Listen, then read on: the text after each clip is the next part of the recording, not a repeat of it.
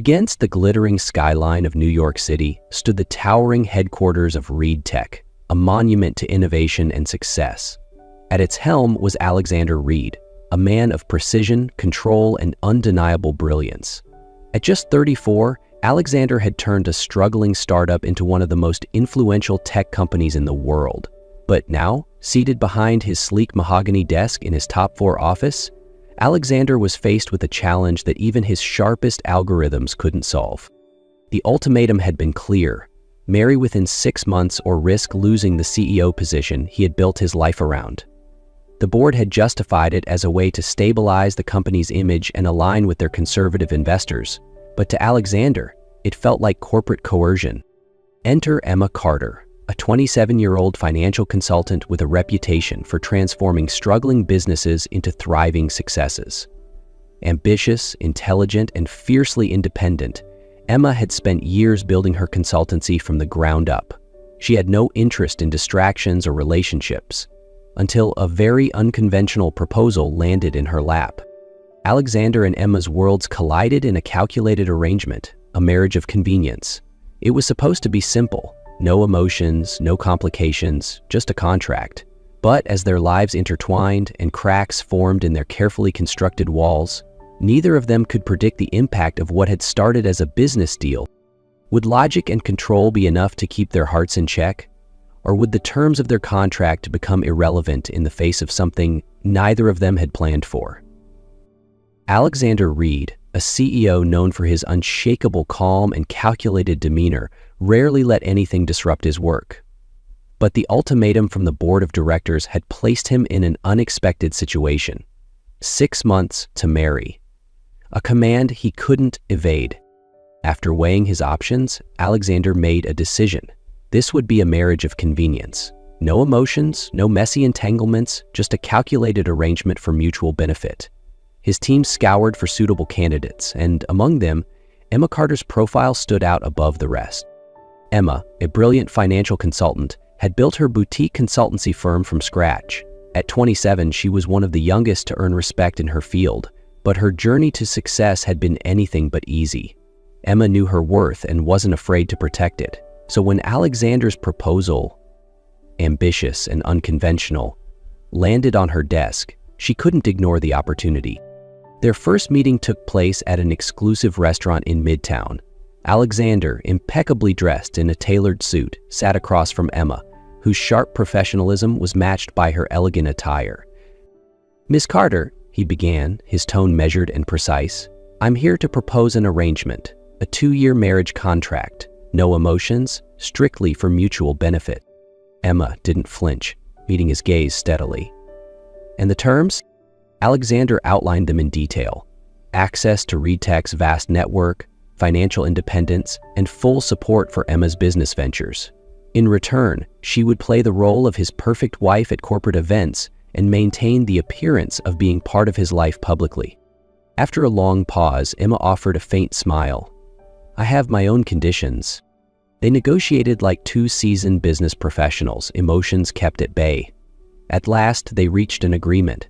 Emma agreed, not for love, not for romance, but for the immense opportunity this arrangement presented for her career.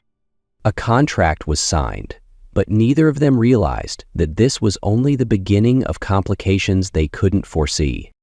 It all started out fairly straightforward. Alexander and Emma followed the terms of their contract to the letter, keeping their personal lives separate and appearing together only when necessary for corporate events.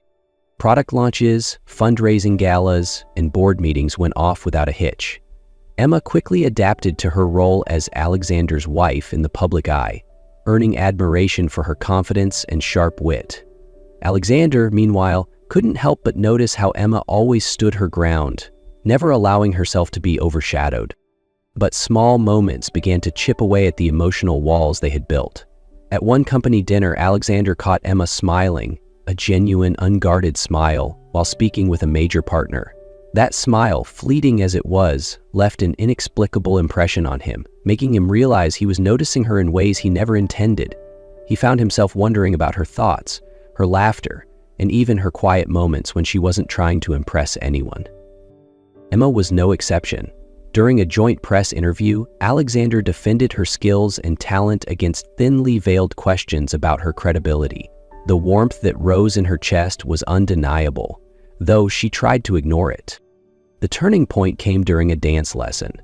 Preparing for an upcoming gala, they needed to perfect their first dance. In Alexander's sleek penthouse, furniture had been cleared to make room. Emma stood across from him, her shoulders tense as Alexander gently placed a hand on her waist. "Relax, Emma," Alexander said, his tone softer than she'd ever heard it.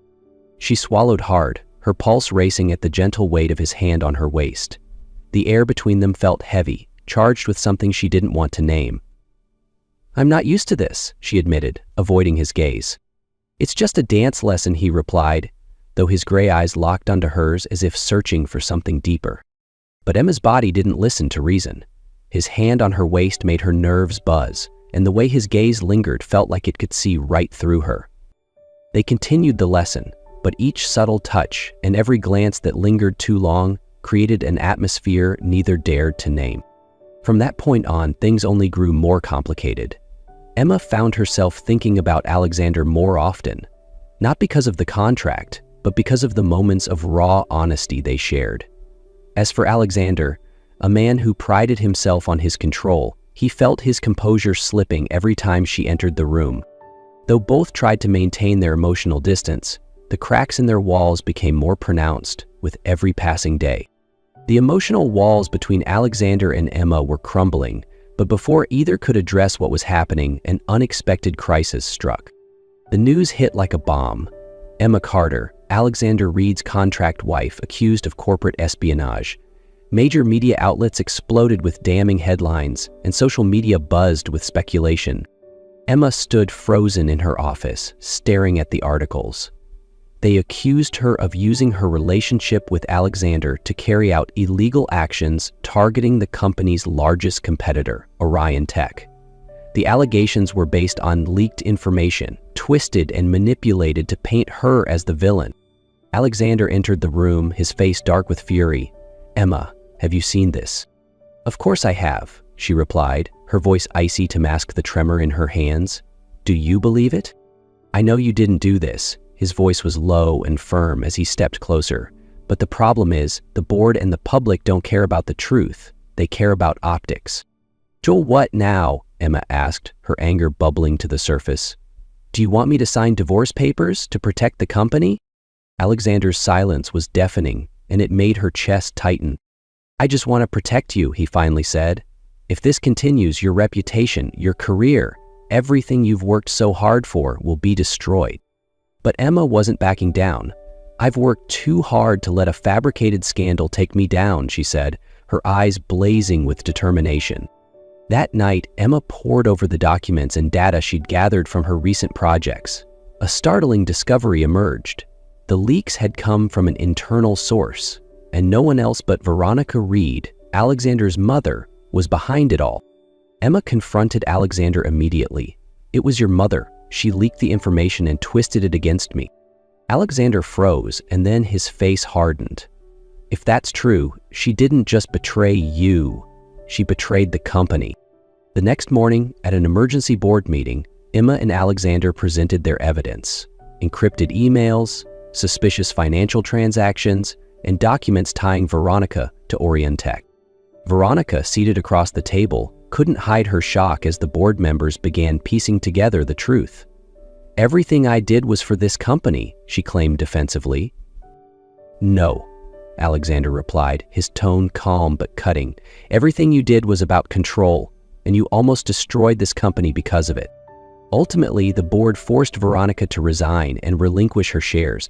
The crisis was resolved, but at the cost of a painful confrontation between Alexander and his mother. As the meeting ended, Alexander turned to Emma. "I'm sorry for doubting you, even for a moment." Emma replied, her voice gentle but resolute. "We got through this together. This isn't just your company anymore. It's ours." They left the boardroom hand in hand, ready to face whatever came next. The crisis had passed, but its echoes lingered in the minds of both Alexander and Emma. Veronica had left the company, but the cost was a painful fracture in the Reed family. After the final board meeting, Alexander and Emma returned to the penthouse. They sat quietly on the sofa, gazing out at the glittering lights of New York City through the floor-to-ceiling windows. "You fought for this company like it was your own," Alexander said, breaking the silence. "I can't begin to tell you how proud I am of you." Emma turned to him, a soft smile playing on her lips. "Because it's not just yours anymore," she replied. "It's ours, and I don't regret fighting for it." Alexander sighed, his gaze full of emotion. "I've spent my entire life trying to control everything, and then you came into my life and turned it all upside down." Emma let out a quiet laugh. "Didn't we have a contract for that?" Alexander stood, walking to his desk where he retrieved a familiar folder. Their marriage contract. He looked at Emma, his expression serious, then tore it into small pieces. "We don't need this anymore," he said. "That contract was just the beginning. What's keeping us together isn't on paper. It's what we've built together." Emma walked over to him, placing her hand over his. "So, what do we do next?" "We start over," Alexander replied. "No contract, no conditions, just us." In that moment, Emma felt like she was stepping into a new chapter. All the pressure, all the expectations, and all the conflicts seemed to fade away. They both looked ahead, no longer strangers in a business deal, but two people truly in love, ready to build a future together. As the city lights continued to sparkle outside, Alexander pulled Emma into his arms and whispered, "We've been through it all. From here on out, it's all about love." Emma smiled in return, "And for the first time in my life, I'm not afraid to love anymore." After the tension and turmoil of recent weeks, Alexander decided they needed time away from work. Without telling Emma, he planned a surprise trip to a secluded island paradise. One crisp morning, Alexander's car arrived to pick Emma up from her office. "Where are we going?" she asked, her eyes widening with curiosity as she saw him waiting with a mysterious smile. "Just a little surprise," Alexander replied, his eyes glinting with mischief. They arrived at a stunning beachfront resort, where gentle waves lapped at the pristine white sand. Alexander had planned everything, a private villa, candlelit dinners, and breathtaking views. But this was only the beginning. That evening, as the sun dipped below the horizon, Alexander led Emma to a quiet stretch of beach.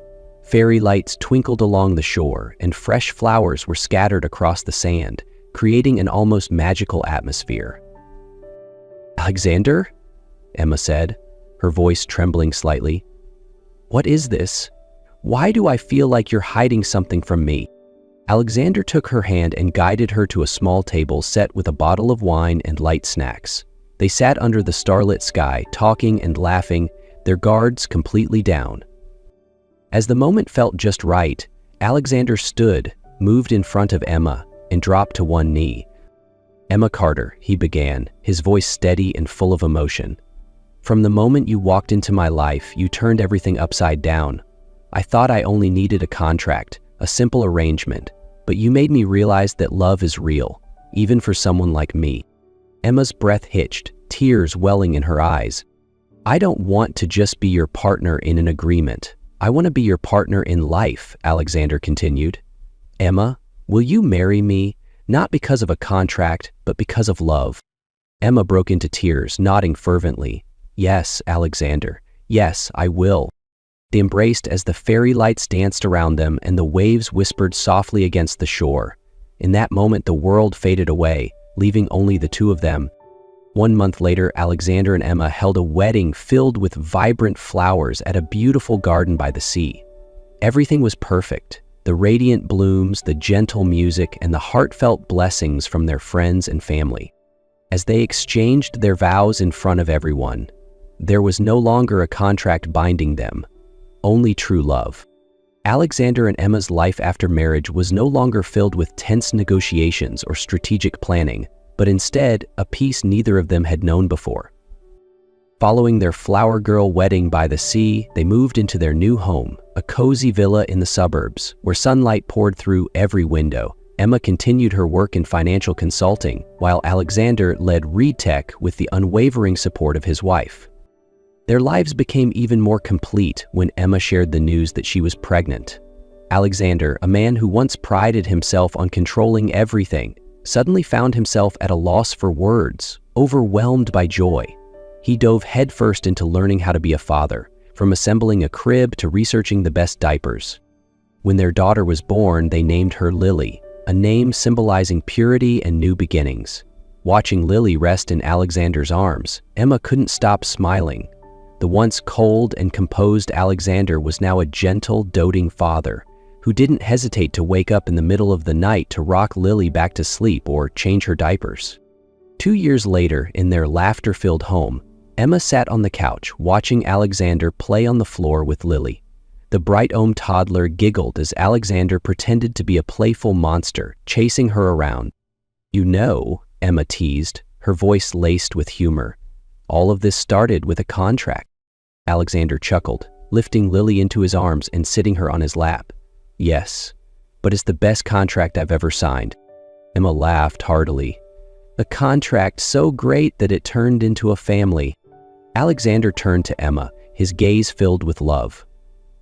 "It wasn't the contract or the terms. You and Lily are everything I need. And I never thought my life could be this happy." Emma stood and joined them on the floor, wrapping her arms around Alexander and Lily.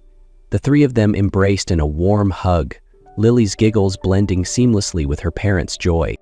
Outside the window, the golden glow of the setting sun bathed their home in warmth, as if nature itself celebrated their happiness. Alexander and Emma's story, which began as a cold, calculated contract, had blossomed into a family overflowing with love. It was proof that true love doesn't need conditions. It only needs sincerity and shared moments to grow.